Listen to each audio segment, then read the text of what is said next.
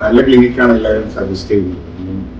നമ്മുടെ തലയാണല്ലോ, അപ്പം എല്ലാവരും ഫ്രണ്ട് ഭാഗമാണ് നമ്മൾ കാണുന്ന ഏരിയ. പിന്നെ എന്തെങ്കിലും ചെയ്തിട്ട് പിന്നീട് അത് എന്തെങ്കിലും സംഭവിച്ചു പോയാൽ പിന്നെ ലൈഫ് ലോങ് നമ്മൾ അതിന്റെ പിന്നാലെ പോകേണ്ടി വരും. അപ്പൊ അങ്ങനെ ആയപ്പോൾ പിന്നെ എനിക്കുണ്ടായിരുന്നു നല്ലൊരു കൺസേൺ എനിക്കുണ്ടായിരുന്നു.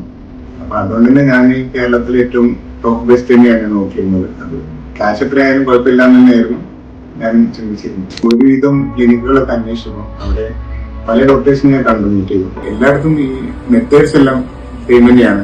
പിന്നെ മിക്ക ഡോക്ടേഴ്സും ഇതുപോലെയുള്ള ക്ലിനിക്കിൽ നിന്ന് ഇറങ്ങിയിട്ട് തുടങ്ങിയ ആളുകളൊക്കെയാണ് ഞാൻ മനസ്സിലാക്കിയത്. അങ്ങനെയാണ് ഞാൻ അവസാനം ക്ലിനോയിൽ എത്തുന്നത്.